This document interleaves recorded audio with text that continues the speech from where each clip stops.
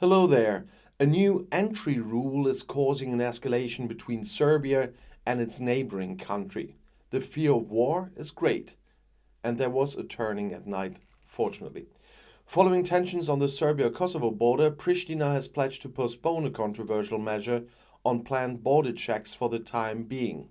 In cooperation with international allies, the government promised to suspend the implementation of the measures for 30 days. That's what Prime Minister Albin Kurti said on Twitter on Monday night. The prerequisite is that all barricades are removed and complete freedom of movement restored. In northern Kosovo, conflicts broke out between Serbs and Kosovars on Sunday. As the Kosovan newspaper Literathor reports, border crossings have been blocked by Serbs. The Kosovan police then closed the crossings. According to media reports, the alarm siren sounded in the city of Mitrovica in northern Kosovo from the afternoon. According to posts on social media, the bells of churches and monasteries rang constantly in places in northern Kosovo. Unknown persons also fired shots in the direction of Kosovar police officers, but nobody was injured. That's what the police in Pristina said late on Sunday evening. According to Coaditore, the reason for the blockades by the Serbs was protests against new regulations for entry into Kosovo from Serbia. Starting yesterday, originally, Serbian citizens should replace their passport upon arrival with a temporary ID card that is valid for 90 days. European Union Foreign Policy Chief Josep Borrell welcomed the move by the Kosovan government to postpone its plans.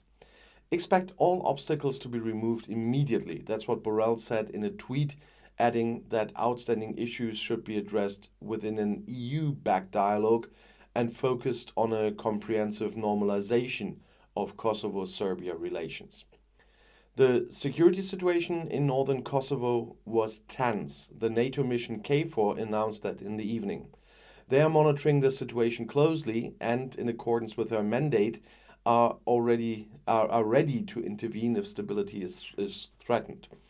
The NATO-led mission focuses every day on guaranteeing a safe environment and freedom of movement for all people in Kosovo. The German Bundeswehr has also been stationed in Kosovo since 1999 as part of the international mission. As early as 2021, the government of Kosovo had introduced that drivers with Serbian number plates had to purchase provisional Kosovo number plates. Even then, the measure had led to massive upset and tension at the border. In Kosovo, the measure are seen as a response to Serbia's position. Serbia has not recognized Kosovo's independence to this day, but claims the southern neighboring country as its own. And that never works out well.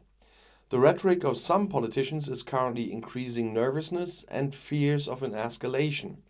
Serbian politician Vladimir Djukanovic, a member of the ruling Serbian Progressive Party, wrote on Twitter a few hours before the border blockades that Serbia would probably be forced to start the denazification of the Balkans. Under the pretext of denazification, Russian President Vladimir Putin launched the war against Ukraine in February, so it's all very known to us. In 2021, Putin supported the Serbian stance in the dispute over car license plates. After his troops invaded Ukraine, Serbian President Aleksandar Vučić remained largely loyal to Russia, even as Serbia has been in talks to join the EU since 2014 and has repeatedly been urged to turn its back on warmonger Putin, but without success. The airline Air Serbia flies to Moscow and St. Petersburg even more frequently. The Russian Foreign Minister Lavrov was welcome as a guest in the country, and sanctioned Russian oligarchs reportedly have no fear of consequences. Reports of border blockades and siren alarms quickly raised concerns of a new war on social media. However, experts on relations between Kosovo and Serbia warn against panic. Tensions have not yet exceeded the previously known level of aggression between the two neighboring countries. Sharp rhetorical attacks between politicians are also common. Kosovo, which is predominantly inhabited by Albanians, broke away from Serbia in 1999 after a bloody war and then declared itself independent in 2008. German Bundeswehr soldiers have also been stationed in Kosovo since the late 1990s, as I said. At the beginning of July, the German Bundestag, the federal parliament, approved the extension of the mission with a clear majority. Accordingly, up to 400 men and women can be stationed there from Germany. And I'll see you in my next video. I'll be back.